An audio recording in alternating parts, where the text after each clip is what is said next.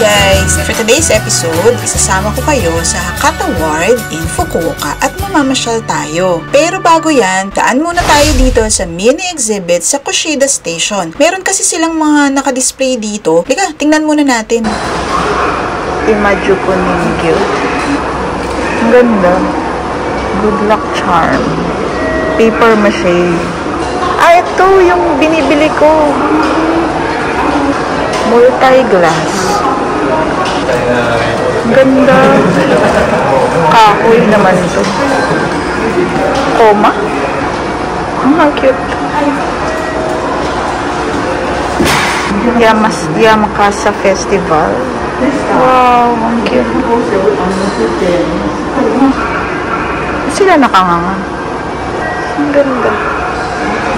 Wow, ang ganda naman ito.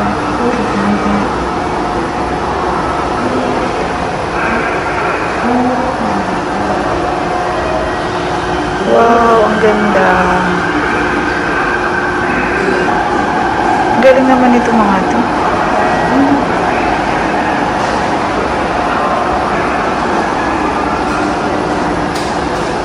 Ayan. Ang mga ano na ito, tela. If you're staying here in Fukuoka, make sure na puntahan mo tong mga lugar na to. Actually, 3 lugar ito na magkakatabi lang, kaya pwedeng-pwede mo silang mabisita in half a day. Galing kasi kami sa Tenjin, kaya nag-subway lang kami at bumaba kami sa Kushida Station. Pero kung galing ka ng Hakata, walking distance lang to from JR Hakata Station, mga around 15-minute walk lang. Or, pwede ka din naman mag-train at baba ka sa Gion Station, tapos lakad ka na lang mga around 8 minutes. So, umpisahan natin sa Kushida Shrine. Ang Kushida Shrine ay isang Shinto shrine which dates back to the year 757. O diba, ang tanda na pala niya. At yun nga palang Hakata Gion Yamakasa Festival na super popular sa Fukuoka during the summer ay centered on this shrine. By now, you've probably watched my vlogs about the different temples in Fukuoka. Yung Dazaifu at saka yung Nanzo-in Temple. Ngayon, you will probably ask, is Kushida Shrine worth the visit? For me, personally, yes, it is worth the visit. Kasi unang-una, it's really hard to find yung isang lugar na serene and peaceful in the middle of a busy city. Yun nga lang, unlike the 2 temples na nabanggit ko kanina, na may mga inclusive garden sila. Itong Kushida Shrine, wala siyang ganong garden. Actually, wala talaga siyang garden dito except for a few patches of yung mga halaman na ganyan, flowering shrubs, ganon, a few trees, ganyan. Yun lang naman ang difference nila. Kumbaga, pupunta ka talaga dito to pray. Hindi talaga siya tourist spot. Yun nga lang, dahil napakalapit nga lang niya from Hakata Station, as a tourist, siguro mas maganda daanan mo na din siya kasi maganda din naman kasi siya sa loob. Ito nga pala yung loob niya. O, tingnan nyo.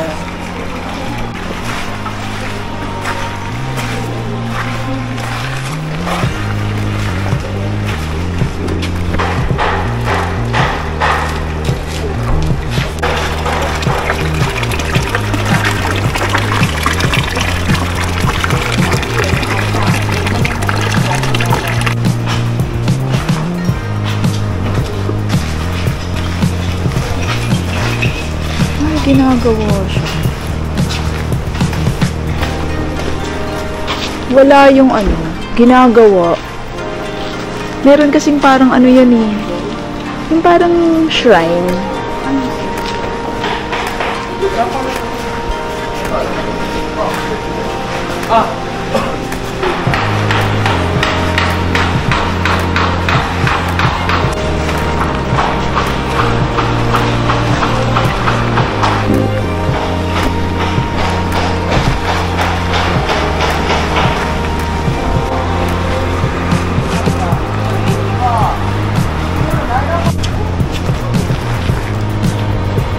Hindi masyadong malaki itong shrine na to and around 30 minutes or less, malilibot mo na siya. Free ang entrance dito and it opens at 4 AM hanggang 10 PM every day.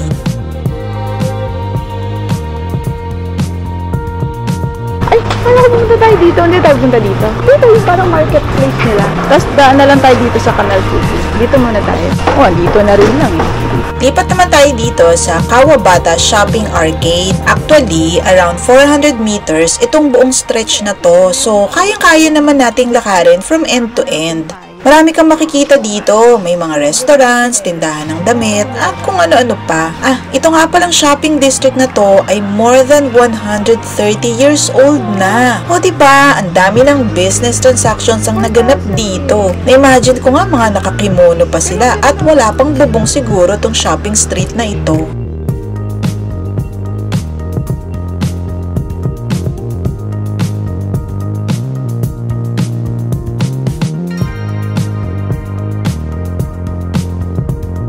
Mga jacket, galing ano. May mga jacket ba? Oo, may mga design sa likod. Ito Daiso. Parang kakaiba yung Daiso nila dito. Ang ganda, Doraemon. Diba, ang ganda? Sticker. Sticker para kay Lulu. Kano yan? Daiso eh, di mura lang yan.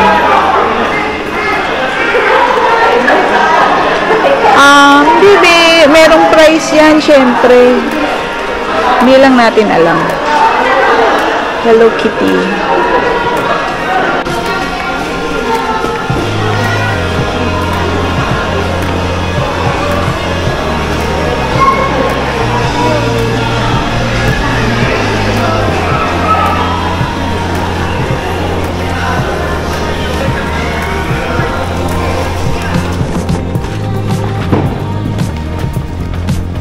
Ngayon naman, from 100-year-old establishments, punta naman tayo sa medyo bago-bagong shopping mall, ang Canal City, Hakata. Itong mall na to, may movie theater dito or cinema at may mga arcade pa to sa loob. Na-establish nga pala to noong 1996, so kaedad pala to nung anak ko. Nagbubukas nga pala yung mga shops dito ng 10 a.m. hanggang 9 p.m. Tapos yung mga restaurants, 11 a.m. to 11 p.m. naman. Everyday yon at yung fountain show nga pala, it runs from 10 a.m. to 10 p.m. at every 30 minutes yon.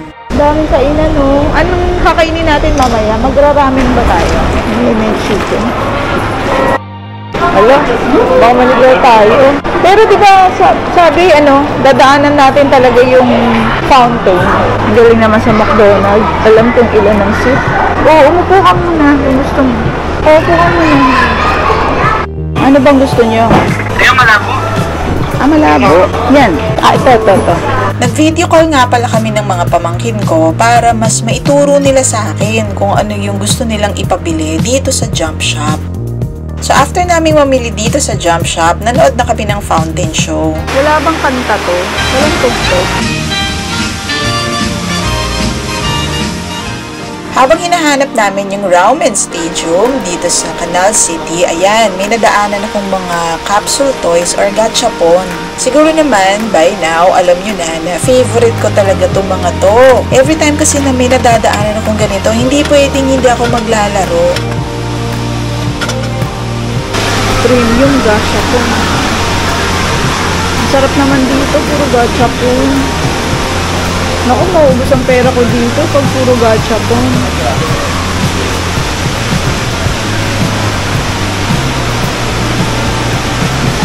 Ang ganda nung kay Lulu.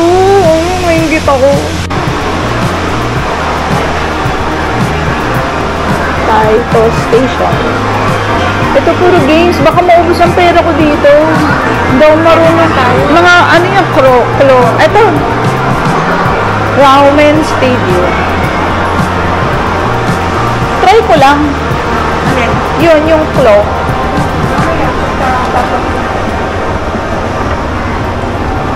Parang may pero makain na tayo.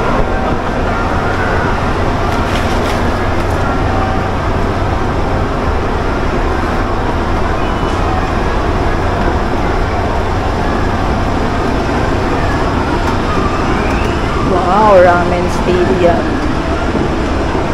Kaya makakain. Ay, pila.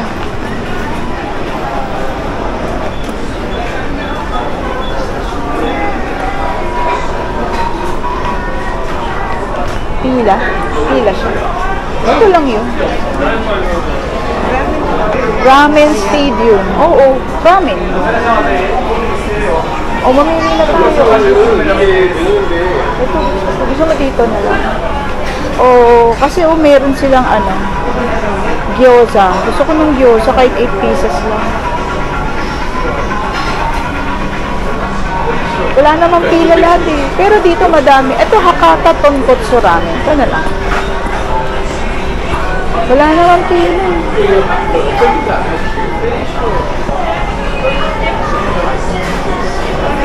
Last look dito sa Canal City, Hakata dahil uuwi na tayo.